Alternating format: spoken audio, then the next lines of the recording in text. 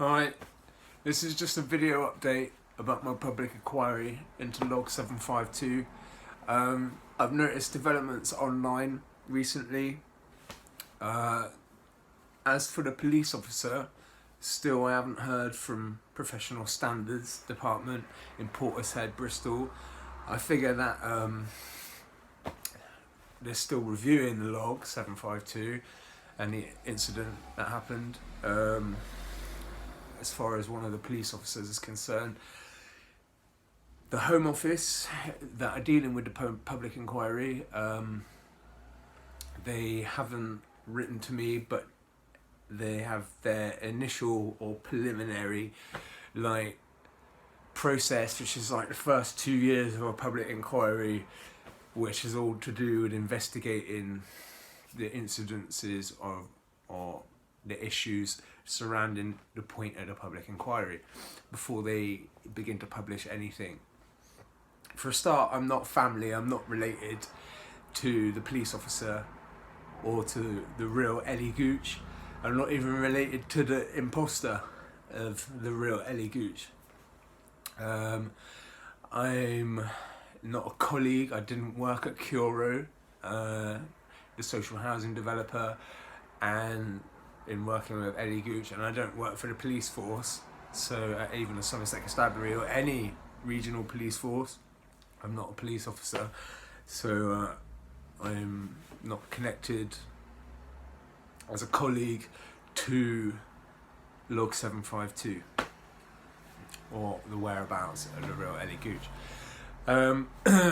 So information that concerns family or colleagues, bosses or what have you, this the information of the investigation that concerns all of them, that information goes where it's concerned first of all before they publish anything, which is why I'm left in the background waiting for things to be published or waiting for any information that might concern me or to play more of a role within the investigations, rather than just being the person that phoned 999 for the log 752 and a witness. Also, I was a witness that had some material evidence. So my role only goes so far, and in reporting the whereabouts of the real Ellie Gooch and this imposter.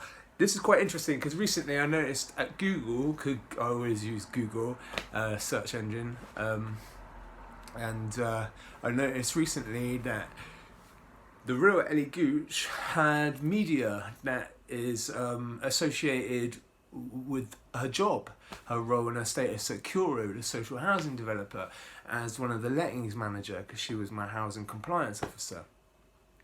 Now, within her Twitter, there's loads of photos of the real Ellie Gooch, and going back for ages, going back. If you manage to scroll through that, if you looked at it or not, I don't know, but it's active. They haven't taken down the Twitter. The thing is that the imposter that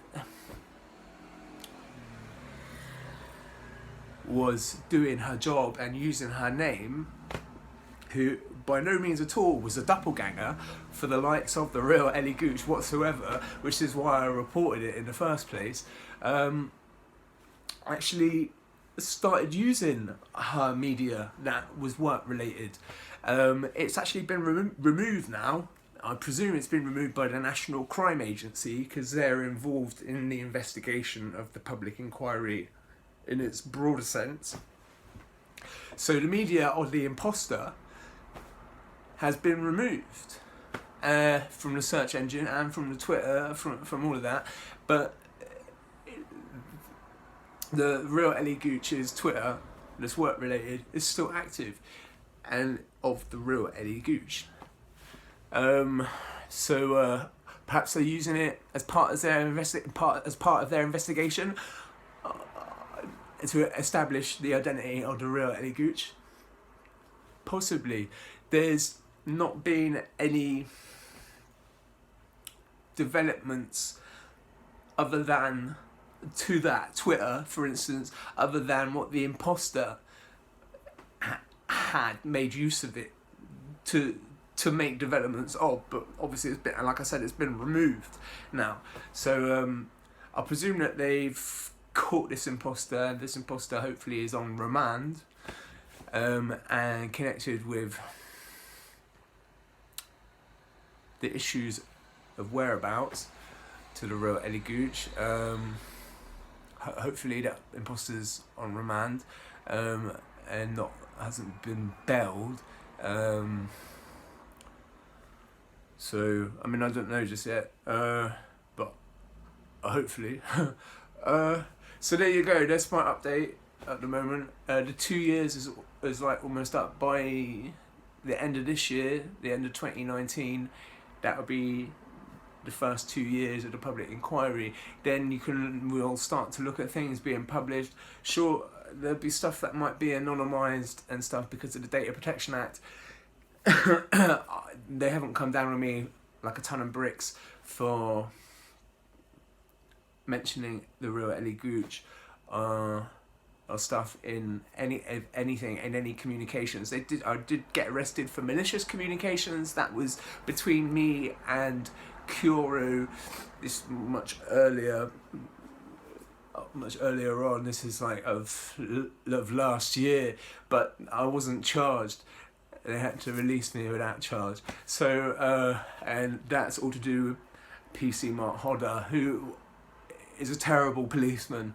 I have complained about in the past. He was one of the beat team leaders, the Ophel Park area, in which I used to reside in when I lived at Monksdale Road. I've moved again. I'd actually moved around Ophel Park like 3 times. From originally living at Monksdale Road to moving to Dartmouth Avenue and then getting evicted and moving to Claude Avenue and getting evicted again more recently. But Baines Council's housing options team have stepped in and rehoused me, thankfully, yet again. I feel more settled in my new place, a different avenue, and out of Bath a little. It's just a bus journey away, not far. So I'm doing all right in myself, just waiting patiently, and like I said, by the end of this year we'll be looking at new developments and things being published for the public to know about, because it's public information. A public inquiry is of the public interest, and it's public information to educate the public. So there we go. All right, that's my update done. Cheers.